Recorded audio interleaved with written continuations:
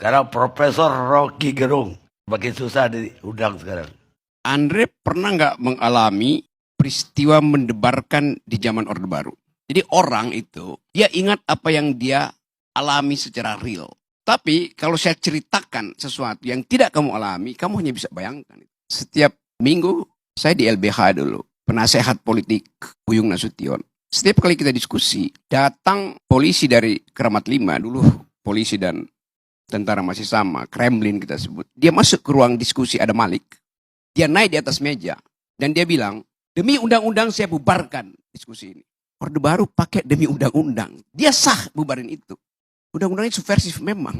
Tapi dia pakai undang-undang. Kalau sekarang, rektornya ditelepon, jangan terima Rocky Gerung untuk diskusi itu. Anda lihat.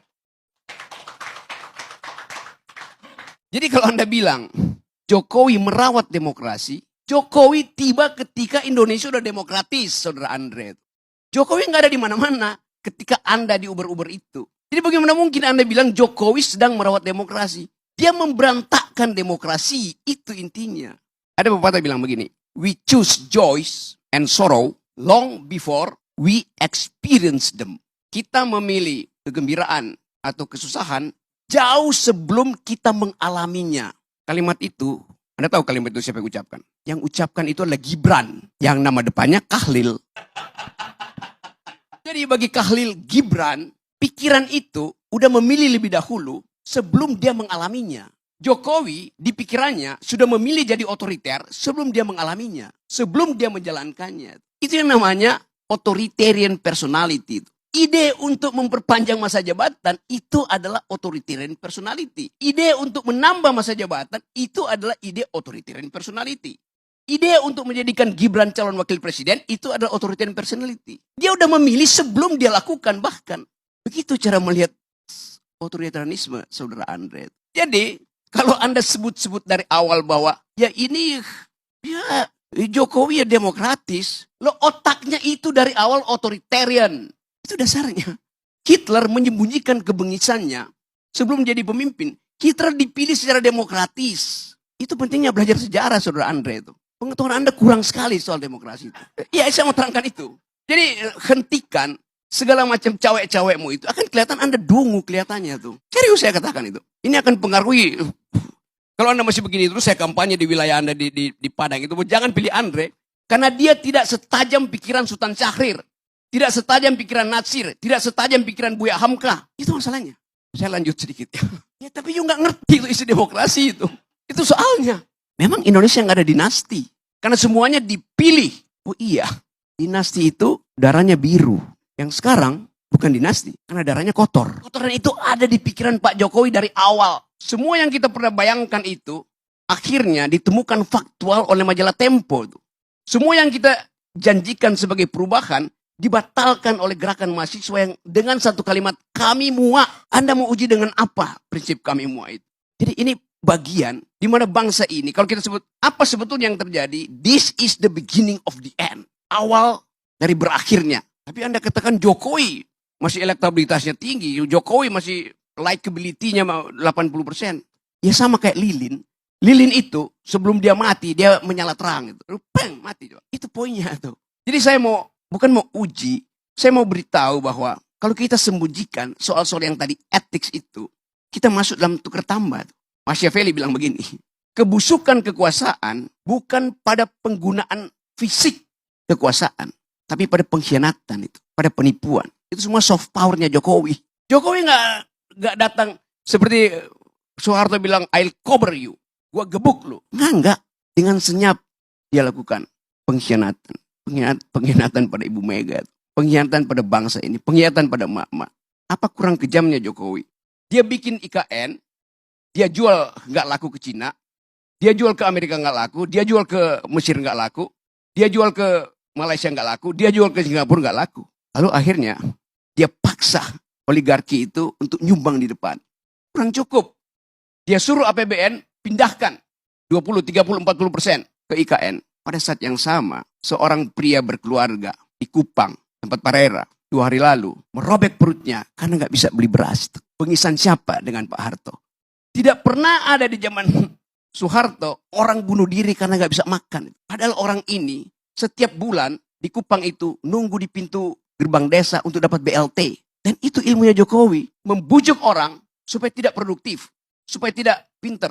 Bagian besar mereka yang nunggu BLT itu adalah pemilih yang tidak tamat kelas 7. Bagaimana mungkin kita bicara hal-hal yang normatif, etik, pada pemilih yang 80% dari pemilih Indonesia itu tidak tamat kelas 7, artinya tidak tamat SMP. Mereka menunggu serangan fajar, mereka menunggu BLT. Itu bengis namanya. Zaman Pak Harto kurang ajar. Dia suruh konglomerat eksploitasi sumber daya. Berapa persen yang balik ke negara? 35%. Zaman SBY berapa persennya balik ke negara? 27%. Zaman Jokowi berapa persennya balik ke negara? 6%. Itu bengis namanya itu. Hak saya untuk dapat keadilan.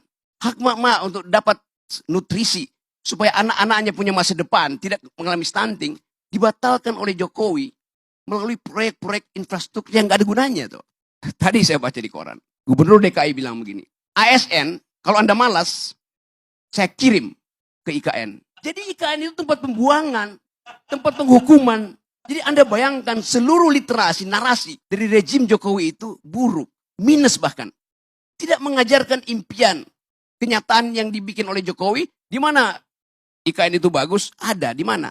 Di laptopnya Jokowi itu. Itu dasarnya. Jadi saya mau terangkan ini untuk memberitahu bahwa yang disebut otoritarianisme tidak harus melalui keadaan yang Anda lihat. Kenapa Presiden Soeharto otoritarian? Ya karena dia rejim militer.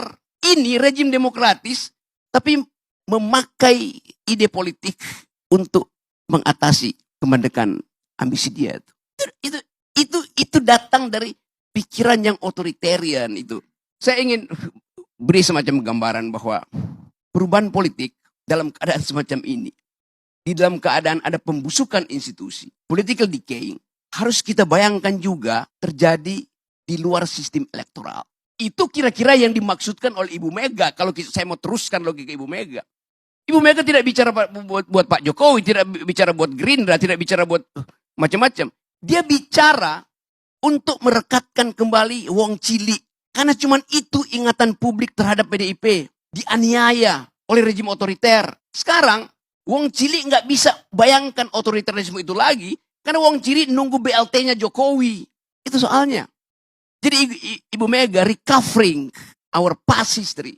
Untuk menerangkan bahwa ada jenis otoritarian mirip Orde Baru yang bahkan lebih berbahaya. Karena dia menyelundup secara hegemoni, secara sublim ke dalam benak rakyat Indonesia. Benak Wong Cilik yang ditipu selama 9 tahun. Bukan cuma Wong Cilik yang ditipu. Kelas menengah juga ditipu.